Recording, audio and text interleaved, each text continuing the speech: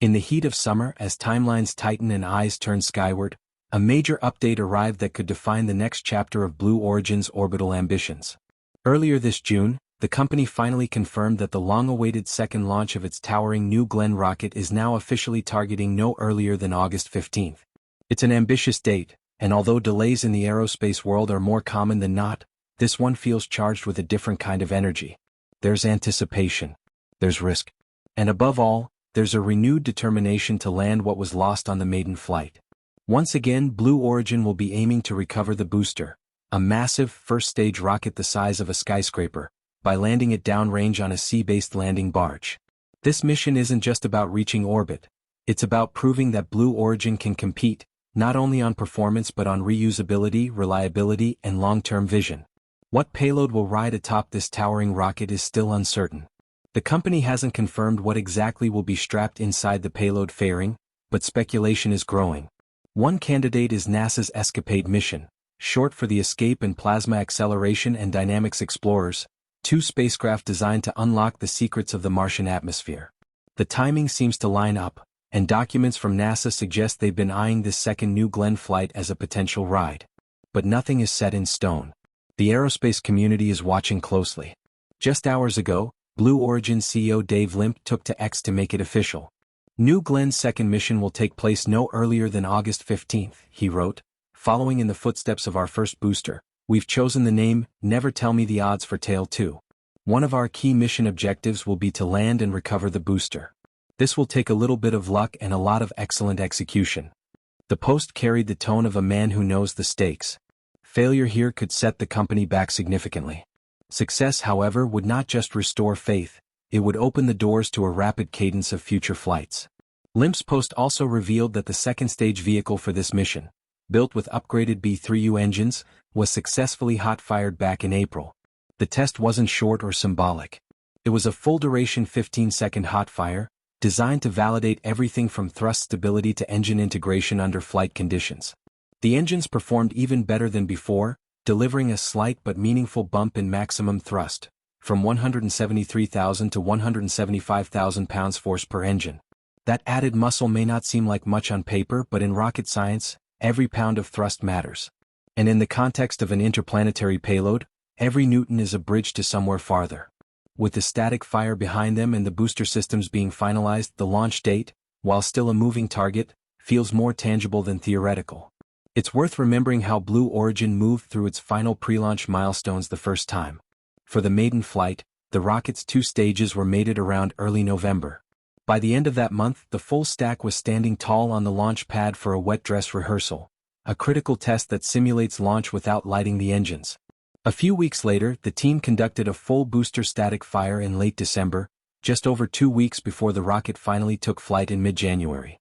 If Blue Origin follows a similar pace, then in just a matter of weeks, we should hear whispers of major hardware coming together, of tanks being filled, of countdown rehearsals beginning under Florida's humid skies. Of course, that was Flight 1. The maiden voyage. This time around, there's reason to believe the company might move faster. The infrastructure is already there.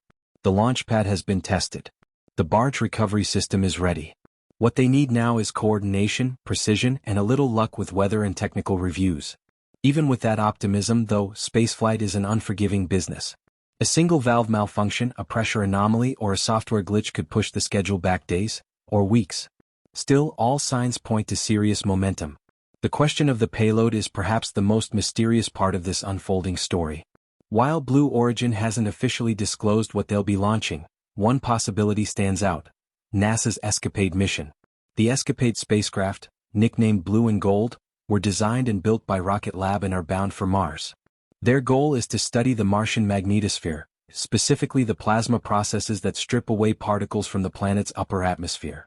It's a quiet but crucial mission, one that could help us better understand not just Mars, but the space weather environment that all future astronauts and robotic explorers will face. Originally, these spacecraft were slated to ride aboard New Glenn's maiden flight. But as delays piled up and that launch window passed in October, NASA had to make a tough call. In a May 30th update buried deep in a NASA budget document, the agency stated that they were now working with Blue Origin to reschedule the mission for New Glenn's second launch. The revised target? Sometime in the fourth quarter of 2025. That timeline overlaps neatly with the August 15th date, suggesting that while nothing is finalized, this launch could indeed be the liftoff escapade needs. NASA's own cautionary approach gives us clues. On September 6, months before the original launch attempt, the agency announced it would not be fueling the escapade spacecraft just yet. That decision, they explained, was meant to avoid major technical risks and additional cost in case the launch slipped again. Removing fuel from spacecraft isn't a simple task. It carries potential for damage and delays. NASA would rather wait than rush. If Blue Origin has secured Escapade as its payload, it brings with it a mix of pressure and prestige. A Mars-bound mission demands reliability. Once a launch window closes, the alignment of Earth and Mars doesn't return for another 26 months. Missing this window would mean shelving the mission for years. For Blue Origin, it would also mean losing a marquee NASA partnership just as the company is trying to prove itself as a serious orbital launch provider. But if everything lines up, the booster performs, the integration is seamless, and the weather cooperates, this launch could make history. Especially if the booster returns safely to the drone ship. That, perhaps more than anything, is what the company wants to get right this time. On the first New Glenn flight, Blue Origin attempted to land the booster, but things didn't go according to plan. The vehicle was lost, and a full FAA investigation followed. The public waited for months as silence blanketed the outcome. But in March, the agency finally closed the case. The FAA didn't mince words. They confirmed a mishap occurred, though the specific details of the failure have not been publicly released. What we do know is that Blue Origin took the feedback seriously. They didn't just patch up a few systems, they revisited the landing architecture. They reviewed their telemetry. They enhanced their software. Every error became a lesson, every lesson an upgrade. Now the pressure is immense. The booster for this second flight, Tail 2, nicknamed Never Tell Me the Odds, has one mission above all others: to survive. It will scream through the sky on pillars of fire, detach at the edge of space, pivot in 0G and then plummet back toward the ocean. If everything works, it will deploy grid fins, ignite retrothrusters, and attempt a landing that demands centimeter-level precision in roaring crosswinds atop a floating landing barge hundreds of miles offshore. If it sticks the landing, Blue Origin joins a very small club. If it doesn't, the path forward gets harder. But maybe that's what makes this mission so electric. There are no guarantees. Just a date, a destination, and a rocket built to defy the odds. In a few weeks, we may see history made, again, not in the form of fanfare or grand spectacle, but in the silent, mechanical beauty of a booster returning home from the edge of space. After months of silence and speculation, the Federal Aviation Administration finally closed the investigation into Blue Origin's failed booster landing from New Glenn's maiden flight, paving the way for the rocket's highly anticipated second launch. The final mishap report accepted the findings of Blue Origin's internal review and identified the root cause: a failure of the first stage to successfully reignite its engines for the reentry burn. Without that crucial burn, the booster was left to fall from the edge of space with no way to control its descent or slow its fall. The result was the total loss of the vehicle. It was a sobering outcome for a company that had pinned its hopes on launching a new era of heavy-lift, reusable rockets. Still, instead of folding, Blue Origin took the hit, made its adjustments, and came back to the pad with renewed clarity. According to the FAA, Blue Origin outlined 7 corrective actions to prevent a repeat of that failure, and the agency stated it will independently verify that those changes are fully implemented before clearing New Glenn for its second flight. Blue Origin, for its part, went into even more technical detail. The company admitted that the booster's 3B4 engines failed to reignite properly during the descent phase. These engines are critical not just for propulsion but for guidance and control.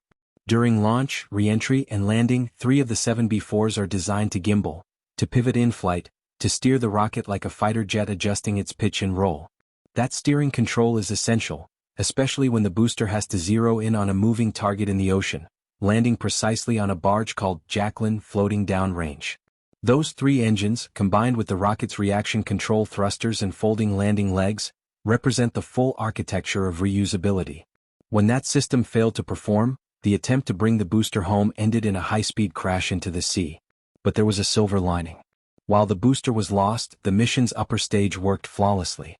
Blue Origin CEO Dave Limp said afterward that January's GS2 upper stage exceeded expectations, delivering the payload to orbit with less than 1% deviation from its target. In a launch vehicle this complex, that's no small feat. But the company doesn't just want to deliver. It wants to deliver regularly. Increasing launch cadence has become a top priority. Thankfully, they aren't starting from scratch. Multiple New Glenn vehicles are already in production, and the manifest is filling fast. Customers are lining up, not just science agencies but massive commercial clients. NASA is on board. Amazon's Project Kuiper is on the list. AST Space Mobile and a growing number of telecommunications partners are all waiting for their payloads to ride aboard a rocket that has flown only once. Confidence is cautious but real. Adding to that momentum, Blue Origin secured a significant win in April, a contract as a heavy lift provider under the National Security Space Launch Phase 3, known as NSSL Lane 2. It's the third space-related contract the company has received in the last year. In June 2024, they also won the right to compete in Lane 1 missions, and just a month later, they locked down another agreement allowing them to bid for task orders under the Orbital Services Program. These awards show more than belief. They show trust from the highest levels of government, betting that Blue Origin will soon be delivering national security payloads with the same frequency and reliability SpaceX offers today. But to reach that level of dependability, they'll need a lot more rockets. In his recent announcement, Dave Limp said the company is on track to produce 8 second stages this year. That's encouraging, but it's only part of the equation. The bottleneck won't be upper stages, it'll be the boosters. Producing them, qualifying them, and most importantly, recovering and reusing them. Until that final piece locks into place, Blue Origin remains on the edge of true operational capability. The names of the boosters themselves tell a story of cautious optimism. The first was named, "So you're telling me there's a chance," a wink to the improbability of success. The second? "Never tell me the odds." It's humor masking high stakes. Because landing a rocket at sea on a mobile drone ship is still one of the most complex tasks in aerospace. Even after years of experience, SpaceX still occasionally loses a booster to weather, to mechanical faults, or to the merciless precision of orbital physics. Blue Origin knows the odds and they're choosing to challenge them anyway. Production-wise, the company is moving fast. B-4 engines, the very heart of New Glenn, are being manufactured at increasing rates. Each Vulcan rocket built by United Launch Alliance also requires 2 B-4s, and that demand is only growing. ULACO recently revealed that engine deliveries are now so tight, they're being installed on Vulcan boosters within days of arrival. There's no backlog. No surplus. Each engine is spoken for. It's a razor-thin supply chain, and Blue Origin must walk that line carefully. But they've taken a thoughtful approach. Instead of chasing raw performance, the B-4 engine was designed as a mid-performance architecture with reuse and manufacturability in mind. It's a conscious compromise, favoring engineering robustness over theoretical maximums. The company calls it a hardware-rich strategy. That means building multiple developmental units, investing in redundant test stands, and running engines hard and fast through every kind of test imaginable. The goal is rapid learning, rapid iteration, rapid evolution. Fuel choice plays a role in that philosophy too. Instead of kerosene, the B-4 runs on liquefied natural gas, also known as liquefied methane or LNG. It's an intentional decision. LNG burns clean, even at low throttle settings. That clean combustion makes engine reuse far easier. Less soot, less clogging, less thermal stress. And because LNG can self-pressurize its fuel tanks through a method called autogenous repressurization, it eliminates the need for exotic systems like helium pressurization, which rely on rare earth resources. That's not just efficient, it's sustainable. And it means the entire rocket design can be simplified, streamlined, and more easily replicated across missions. Still, all the clever design in the world won't matter unless the next launch succeeds. The countdown is officially ticking toward August 15th. The vehicle is in final assembly, the second stage is hot-fired and verified, and teams are now focusing on integration, pad operations, and booster readiness. Every component will be checked, rechecked, and verified again. Telemetry systems, guidance packages, structural elements, grid fins, landing gear, reaction control thrusters. All must perform flawlessly. Because this time the booster has to come home. In the next few weeks, more information will begin to flow. Test campaigns will be spotted. Vehicles will be transported under night skies. A static fire may once again light up the Cape, and the blue flame of methane propulsion will roar back to life. This second launch is more than a follow-up. It's a test of resilience, engineering, and vision. A successful mission would mean more than delivering a payload. It would validate the entire concept of New Glenn.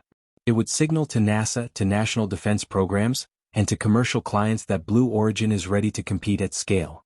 The sea landing, while ambitious, would demonstrate the long-term economics of reusability.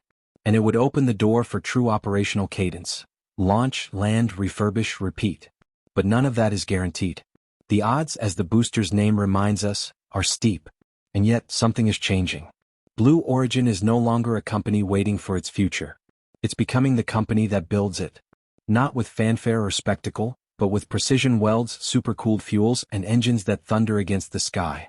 It's happening in test bays and clean rooms, in mission control centers, and along launch pads that smell of salt and fire.